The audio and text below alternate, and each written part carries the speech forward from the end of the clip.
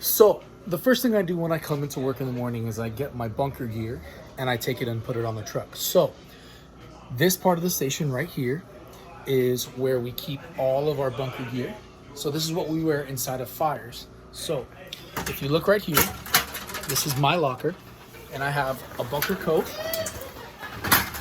with my name on it. I have my helmet, my bunker pants and boots with my suspenders, and I have a hood. So all of these are going to protect me when I go inside of a fire. So when it's very, very hot, these things are all insulated and they protect me from a fire. So one of the things about my job that's different than your mom or your daddy's job is that I come to work for 24 hours. That means I don't get to come home. So I have to sleep. So because I can't do that, I have my own room, just like everybody else. This room right behind me is mine. This room belongs to somebody else. So every single one of us gets our own room to sleep in. We have our own closets. We have our own sheets. Some of us, like my coworker here, like to put flags up and decorate it. So it makes you feel a lot more like home.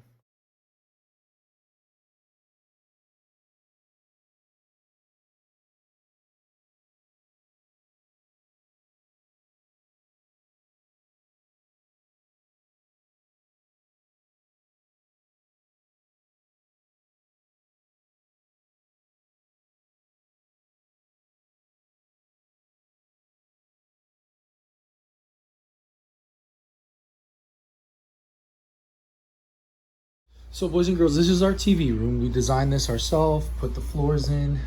The department supplied us with these chairs. So because I said we don't get to go home, we have to kind of make this place as much like home as possible. So we have our own TV, we have the recliners. So just the way that you sit on the couch with mommy and daddy, we get to hang out here, blow off some steam, and watch some TV.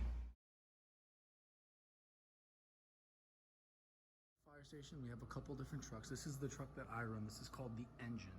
So the main purpose of this truck is to pump water on the fire. Okay, so this is where I ride. This is my seat right here. That's where my partner sits. This is where the lieutenant sits up front. He's in charge of the engine, so he's my boss for the day. And this is where the driver sits. So he's in charge of getting water to us while we're in the building if there's a fire. So when he needs to pump water, this is where he stands. So all of these levers are what help us get water to the fire.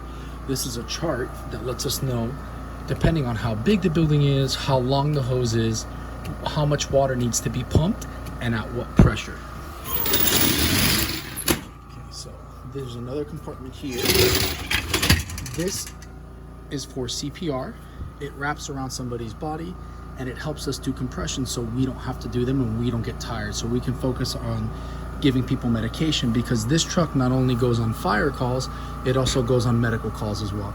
These are a bunch of appliances. So these tools all either go on fire hydrants or on hoses.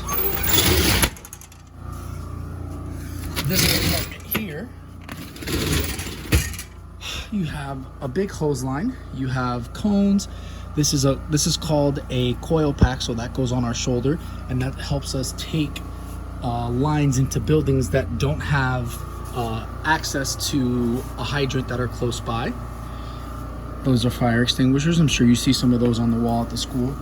This is we call it kitty litter, but it's really an absorbent, so what that means is that if there's a leak of oil or gas, we put that on top of there.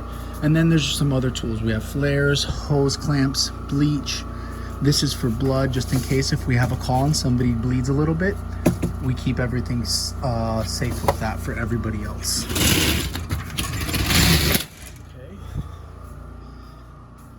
So on this side, like I said before, we have medical calls that can go on as well on the engine. So this right here is a heart monitor, and it tells us how somebody's heart is beating, how fast it's beating. It can also tell us how much oxygen is in their blood, and that's important because when people are sick, if the oxygen in their blood goes down, then they need to go to the hospital. So this is water for us, just in case we get a fire. This is a high-rise pack, so it's another pack that we take into buildings in case we need more hose. These are what we call boo-boo bags. So anybody that has a minor injury, a cut, a scrape, anything that doesn't necessarily need to go to the hospital, but we can just patch them up real quick, we just give them this. This is our airway bag. So if we have to help somebody breathe, these are the tools that we're going to use to help them breathe.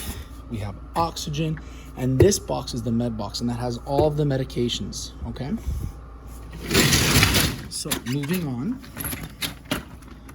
we have, these are tools. These are called bolt cutters, so we can break locks and if we have to get into a building for any reason. This is a sledgehammer. If we need to break down a door, that's what we also use. And then we also have an axe, a chisel, and more bolt cutters and a crowbar. And last but not least,